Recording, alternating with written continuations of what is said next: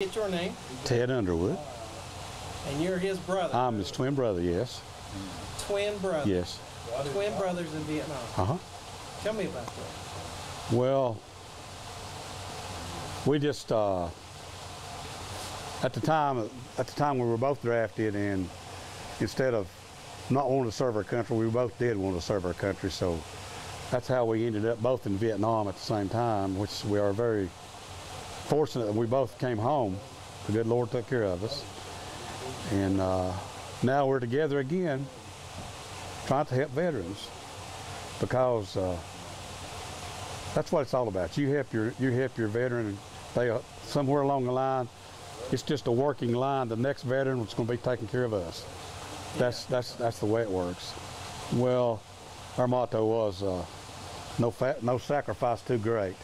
And you get out here, and the time spent with the veteran is some of the best time you'll ever have. They'll, unless you're a veteran, you can't talk to a veteran because they don't want to talk. Now, if they have seen that you've been in the same situation, they will open up and talk to you. Yeah. And there's so many veterans in Haywood County now, people don't realize they are veterans. You pass them on the street every day, you don't know they're veterans. No. Mm-hmm. Until something actually triggers it, they'll come out and speak to you. But there's just a lot that's not being taken care of that needs to be. Definitely. Now, you being disabled, you can kind of relate to some of these things, right? Right. And we were both exposed to Agent Orange, and that's the going thing now. Not just us, but maybe our kids and our grandkids. It's going to be handed on down. Definitely. And at the time this happened, no one knew what it would do, but now we do. Hopefully it never happens again. Yeah, definitely. But these gentlemen and ladies that are in here now, they were exposed to other things that we weren't. They've been lucky enough to survive this long. Some of the best people in the world.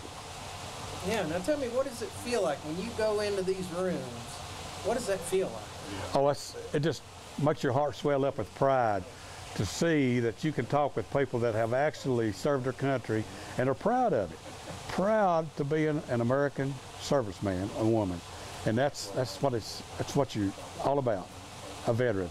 Unless you're actually in the situation and witness. I have flashbacks and things I witnessed, and that's why I have PTSD, but it takes a long time. It took 40-some years for it to come out on me. I held it in for 40 years, and then it just popped out. But that's the way it works. It'll come back sooner or later.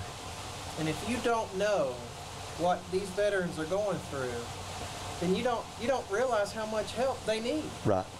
Tell me about that a little. Okay, they sit here lonely. You know, I don't know if they're lonely, but they think they're forgotten. They're not forgotten. That's our goal. The DAV's goal is to recognize these people. If it's just once a year, once a month, whatever, someone needs to let people realize that they are veterans out and they need to go visit, whatever. Bring a little light in their life. That's what it's for.